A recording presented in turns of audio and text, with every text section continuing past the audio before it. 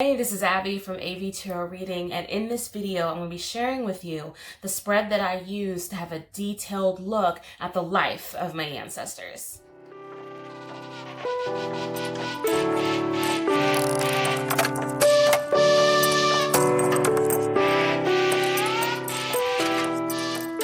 Alright, my sweet souls. So in my last video, I kind of gave you the high-level overview of this spread. So now I want to get into the nuts and bolts of each card space, what they're for, why I use them, and why I've chosen this the way I have. So for me, the reason that I use this spread in particular is because I have yet to find another mode of communication that gives me the information that I'm looking for. And when I'm looking to have this beginning conversation with my ancestors, I first want to understand intimately what their life was like. Now, for me, since they are of this time, being like this life, I guess you could call it life. Oh gosh, how would you describe it? So there's two differences, right? Because to me, there's a past life, there's a reincarnation of life, and then there is a deceased life. So because these are deceased persons, this gives me more of a snapshot of their life, kind of where the bulk of their life was lived, how the bulk of their life was lived. If this was a past life reading, as though another incarnation, this has a way of kind of showing itself in a story format over time. However, the way that we read this one, when we're doing a deceased person's snapshot, that's how it kind of shows up for me. So I use a zodiac style spread, but I base each house kind of like on a personality aspect or a life aspect. So the first house is about the personality. The second house is possessions, materials, and material security. The third house is communication with others. And I just think of these as card spaces. I don't really look at it from an astrological point of view. Fourth card space is home and family life. Card number 5 is love life and creativity. Card number 6 is work and day-to-day chores.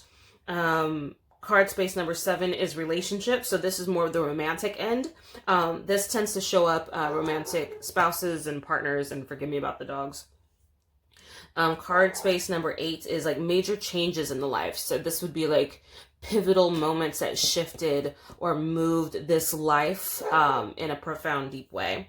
Card space number 9, higher learning and beliefs, that often leads into like maybe spirituality or how they felt about themselves at a very high level, like almost esoteric point of view. Also, this shows if they had faith or what kind of what shifted, what their spiritual belief looked like. Card space number 10 is in relation to relationships, but more of like the platonic, the friendship and the status within their community.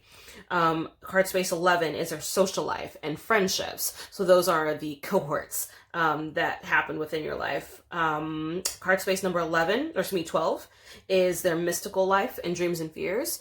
So this is sometimes like the boogeyman, the things that kind of held them up or held them down, is how I think of it. And then the card space 13 is kind of the overall, like how did this person feel about their life overall? So that is a snapshot of the spread that I use. And then after I've gone through this process, I then use 5 other questions to talk to that spread, or talk to that person that sold directly, so that I can get some information and insight that I feel is pertinent. And of course, going through this, questions sometimes show up and I will ask them that question and then maybe journal that off to the side. But in the book itself, I stick to the script. And then I also add in these 5 questions. So card question number 1 is, what did you feel like your life was like? So I'm asking the soul to tell me what they thought their life was like. Often it will coincide to some degree with what I read here, but I'm trying to give room for my judgments to be put aside as much as possible anyway. I mean, I know I'm the person who is reading, so of course my judgment is being pulled into this, but as much as possible, I want another perspective. So I ask them to tell me what they thought their life was like. Question number 2, what have I inherited from you? And so I've done this for 2 souls now, and I'm starting to notice elements of my personality that I never tied to them before. And so it's kind of a nice treat to see these parts of me that actually have a source in a place that I can locate, instead of just like, oh, that's just how I am. No, that was given to me. So card space number 3, or the question number 3, is what do you wish most for our legacy? So this gives this soul the opportunity to talk to me about what they wish for us, what they wish for the remaining lineage, for the people who are still in existence, the people who are still here. What would they wish most for me and for us? So for anybody that happens to be still alive at the moment. Number 4 is, what can you tell me about my future? And the funniest thing is that I don't get a whole lot out of that question. And so I don't know if I'm going to continue it. But I just thought it'd be interesting to ask your team, ask your ancestors to like, what can you tell me about what's going to be happening in my near future? But it almost feels like they don't give me events, or at least the 2 that I've done so far, they don't give me events per se, as they kind of give me, your life is good, darling, like you're doing fine kind of thing. So maybe I'll shift it to any like wisdom about my future, instead of so much, what can you tell me about my future? And question number 5 is, what can I do to honor you? And I've gotten some really interesting like tidbits and ideas for honoring different ancestors, or the 2 that I've read so far, that I find just to be fascinating and fun. So I'm looking forward to actually participating in those things. But yeah, I feel like between the original spread and between the questions, I have had like this excellent, beautiful interview of a soul that I don't even know, or I used to know, and I'm working really hard not to pull in my own biases and apply that to the situation. But like, I'm going to demonstrate what to do if you don't know the ancestor. And it just, I don't know, it's hard to describe how kind of gracious and blessed it feels to be able to have this conversation, to have it in a detailed way, and to have it more nuanced instead of just reading for one card as though we're looking through a cryptic text. So like, and I'll show that in just a moment, but I love this. I love this. I'm so excited to be able to share it with you, and I hope that you find it as useful as I do. And so with that, let me actually demonstrate the cards that I use, why I use them, and how I pull. So yeah, we'll be doing that next. All right, sweet peas. So let me talk a little bit about the cards that I use in this spread, and then we'll hop into the spread itself as I demonstrate on an ancestor. So the reason that I use 3 decks is, let me tell you, first, I use 3 decks. Let me get to the point there. And I use 3 decks because I feel like I would burn through 1 deck very easily. So if what's 3 times 12 is a bunch of cards, 36, that's 36 is a good chunk of a deck. And I want to still have cards that I can use for added questions, details, maybe subtleties, nuanced parts of the conversation. So I've included 3 decks to help me have that symphony of a conversation, instead of just the primer vision version that tends to be short and skewed, short and sweet, maybe even. So the 3 cards that I use is the Before Tarot. I use a Standard Rider-Waite-Smith and the After Tarot.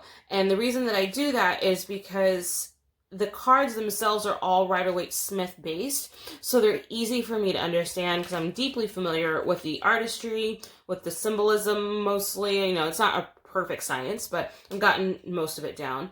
But I use these other 2 because the shifts in the card imagery breaks me out of the mundane routine of the Standard Rider-Waite, because I can read this like the back of my hand all day, every day, and I don't want to immediately apply this standard cookie cutter meaning as it shows up for me in a certain situation. So I want to be able to kind of break that mold and listen to it from a more intuitive point of view, look at this from a more intuitive situation, and pull the nuances at that moment, pull the details at that moment, so I can get that conversation. And I've had some glorious insights that have shown up because of that. Now, I want to be sensitive to a detail that I don't know if it's even going to be relevant for you. I think this is going to be a personal decision to everyone who does this. I am multiracial. I come from a mixed heritage. So when I read the Caucasian side of my family, I'm perfectly content in using Rider-Waite-Smith. However, the other half of my family is Nigerian, and I don't feel comfortable thinking of my grandmother's brown face and seeing this woman. So what I've done is used classically illustrated, or not classically illustrated, let me get off that horse, sets of cards that have more of an African influence to them, so that to me, I'm not necessarily looking at this view when I'm thinking of my ancestors on that side of the family. Now, what I do plan to do is use this on the outside, so I'm flanking the conversation, but having this kind of anchor it. So this is the card that is, this is, the Odisha, Patisk, excuse me, I don't want to butcher the language. I know that I learned the word Orisha from a Brazilian practitioner first, and she said Odisha.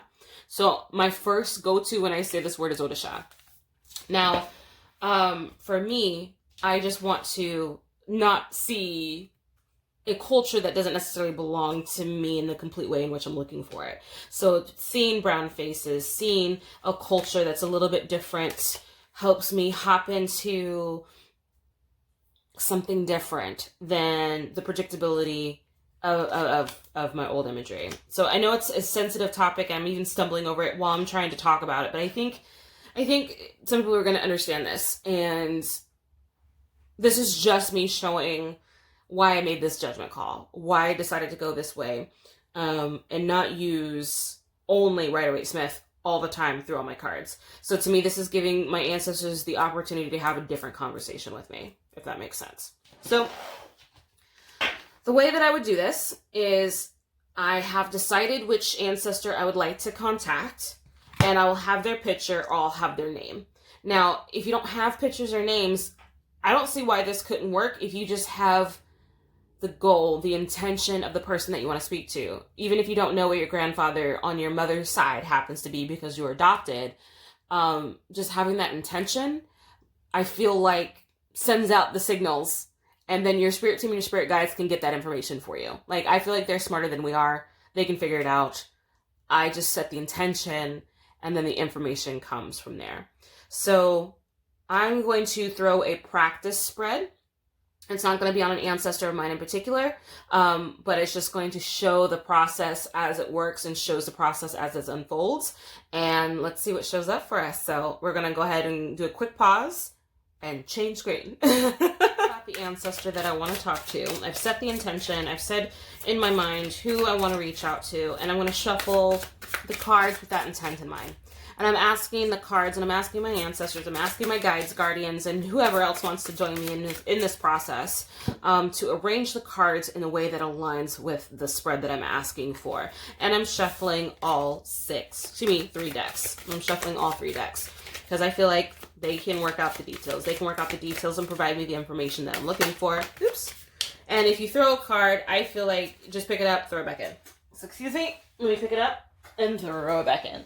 Now, if you want to hold those cards off to the side for maybe more nuanced information, feel free. I mean, there's no rules here. This is just how an Abby is doing it and think it might be useful. So, yeah, I have that shuffled now.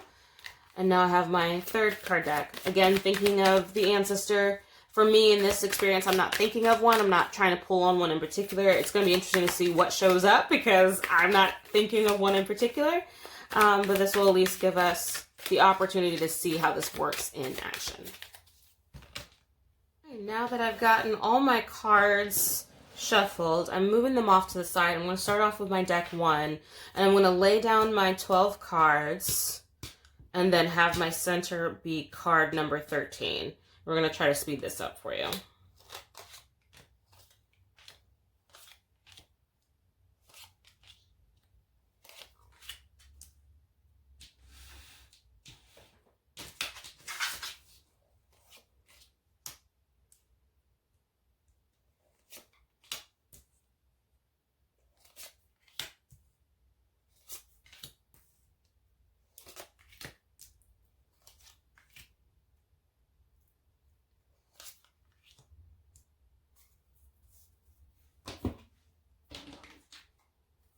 We're going to take the next deck of cards and lay them directly on top of the first spread. Always starting at the original place.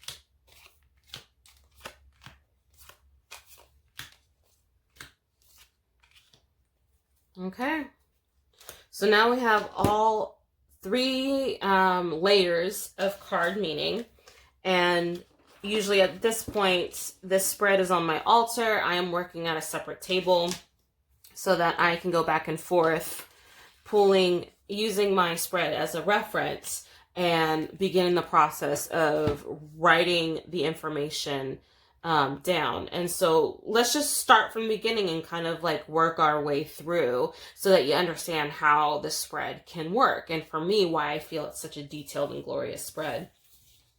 So this is just the personality card. So basically what I would do is I would snatch these three cards, run to my desk, and I would then read them in order. So this is the personality of the person that I'm reading. I have the Page of Wands, I have the World card, and then I have the Five of Wands. And so in that, I would then develop my interpretation. I would then kind of read the three cards together and try to understand that ancestor a little bit more. So my first thought is that this ancestor traveled. So the Page of Wands to me looks like they're learned. They like to learn. They're looking in this image, they're looking at an Egyptian hieroglyph. So this still feels very African to me. This feels like, oh, that's part of my other lineage or other culture. They're learned, they're traveled. The World card kind of makes me feel like, again, you're experienced, you're versed in the world around us. And then the Five of Wands has this feeling in this particular card of contention. And so that may talk a little bit about maybe something that they had gone through, something that they had witnessed. What about their personality that kind of has this underlying turmoil, this underlying tension? Maybe they have a short fuse or they're slightly temperamental. But this just gives me kind of like a snapshot of their personality. And if this card brings up questions, I can pull the deck that it corresponds with and maybe ask why. Why were you temperamental? And get some additional insight and answers on that. So that's the personality. Now this next card is possessions, materials, and security.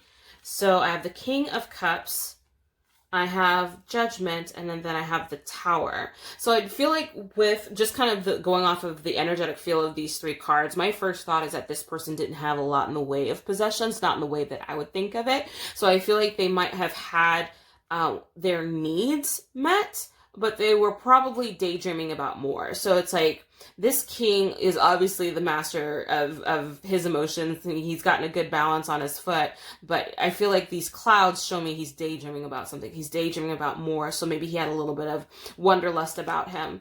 I think of Judgment card as kind of literal, but in this image and in this depiction, I know that this is about a peacock who is flying into the sun, who is then kind of burning the top portion of his feathers off of his head. So it's like maybe he took some risks with his possessions, or maybe he was a gambler even. You never know. Maybe I also like to use the term judgment in my interpretation. So this particular ancestor, if it's mine or if it's somebody else's, maybe he had a gambling thing, or maybe he sacrificed himself in such a way, or sacrificed his possessions to take care of his family, because then we have the Tower. So it looks like there was a sacrifice. Maybe he did something, but it didn't work. It is kind of what I would get off of this kind of card. So number 3 is communication with others. So I have the Sun. That makes me inclined to believe that he was a energetic, happy guy. Or person. I don't know why I assumed guy.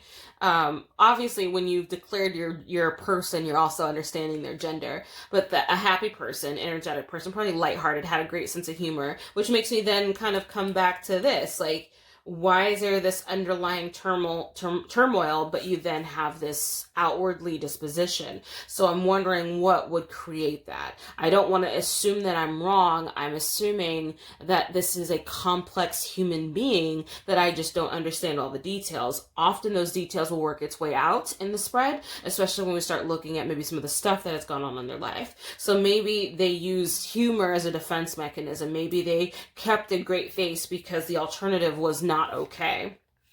So this is the Death card, and we're reading on communications with others. So transformative, along with the Five of Swords. So it's like whatever this person was doing when they spoke, it feels like they transformed lives, but very well may had some people not be okay with it. Like it feels like he probably was a public speaker or spoke out loud, spoke up a lot and often, and people didn't really vibe with that. Like the Five of Swords, it's like, hey, yeah, here we go. Here's a solution. Here's an idea. I don't really care. Is kind of the feel there. So maybe this person in particular felt like even though they spoke up, no one really cared what they said. Card number 4, home and family life. So looks like there was so I have the Two of Pentacles, along with the Queen of Swords, and then the King of Wands. So the whole point here is just to continue to go through the entire spread and journaling this down, writing this down, listening for the information that you hear, you see, you feel, looking at aspects that kind of call to your attention, that tell you the story of the life in which you're reading on. And for me, I find that it's widely accurate and it's on point, and it talks a lot about maybe even details you didn't really understand about your family. I know I pulled up some information on my family that made me understand that family member so much more. I understand why they behaved this way, which is something that I didn't have prior. I mean, I had a guess, but now I was able to see the depth of why they were the way they were. I was able to see the reasons from a deep core deep core, kind of like what their DNA was, what their bloodstream was, what the connective tissue in their neurons was. Like I was able to see these inner aspects of them that I never saw while they were living. That gave me so much more understanding as to why they were the way they were. Also, why my mother is the way they are. Why she is. So I find this to be super insightful to get you information that I feel like everybody can use to kind of heal their relationships, heal their traumas, understand where they came from so they know where not to go in certain instances. So I feel like I've explained how the spread works pretty well. And let me go ahead and clean this up, and we'll hop into the 5 questions. Something that I wanted to talk about briefly that just came to mind as I was cleaning this up is that you can do whatever you want with this spread, but I have decided not to read reversals with this. So I go ahead and make sure I've arranged all my cards right side up. And I do that because it is already a lot of information. It's already pretty detailed. It's already nuanced in a way that you're not going to get just out of one card. So I don't want to add a 19th layer of complexity by then including reversals. Now, if you want to, I believe that can add more language, more details, more nuance. It's like your TV goes from gray to color. But for me, right now, I'm perfectly content with the gray low def that I have at the moment. Instead of, like, if you use one card, that's like the newspaper. If you have 2 cards, that's the radio. Having 3 cards, that's like gray, black and white television. If you're open to throwing in reversals, I feel like you're going into high def. You're going into color and you're going into high def. But yeah, I just wanted to make sure that I mentioned that for me, I don't read reversals, but you totally completely could. So when I go into reading about the 3 questions, I still want to use 3 sets of cards. And I even think like here you could probably get away with just using your favorite one, but I've already made like a connection and had like a little bit of a intimate time with the 3 cards, so why not include them in this portion as well? There might be some nuanced details here that I wouldn't get otherwise. So I shuffle the question into the cards and I pull 1 card. Now, if a card hops out, I'd take it. I would just take it. If 2 cards hop out, I would take it. So there's my card out of this deck. So I've got that one. I'm going to leave that one face up since it showed up face up. I put this one in the center. There we go. And I'm just reading the first question. What was your life like? What was your life like? So again, just shuffling the card, or shuffling the cards. And if I felt like that's good, then I just take the card off the top. There we go. Leave it face down. Go on to the next one. Same thing. What was your life like? There you go. I want that one. That's fine. And then I would run back to my journal, take these 3 cards, and I kind of like the unfolding process of like me writing it down, me looking at the first card, understanding this one card in particular, kind of as like part 1, part 2 being the Knight of Swords, and part 3 being the Devil card. So it's like what was your life like? Whoever's life this was, that's deeply troubling and sad that that person feels like their life was so riddled with hardships. And if I remember correctly, I think this was my grandfather. I almost believe this was the exact pull. I might have to go double check it, but I'm almost certain. I'm actually need to double check this now. I'm going to just leave this running so that, so that you can see what this looks like live, if this happens to be the case. I think that might as well have been my grandfather. And so this is the journal that I'm using to write this information in. And I've used... Okay, so this... Oh, hold on. No, this is my grandfather. Okay, so this wasn't his. I just could have sworn this came up.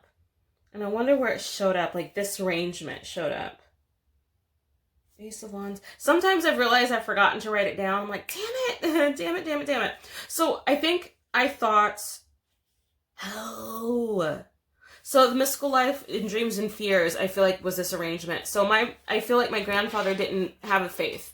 And with that lack of faith, he almost thought he was the devil, essentially. But he also had a lot going on for him. He had a lot of trouble and trauma, and it's almost no wonder, after I got a chance to look at his life and look at basically kind of what the experience was, it's no wonder he felt the way he did. So to me, doing this work has you understanding your ancestors from their point of view, from the human point of view, not through the damage filtered lens of your parents, not through the damage filtered lens of yourself.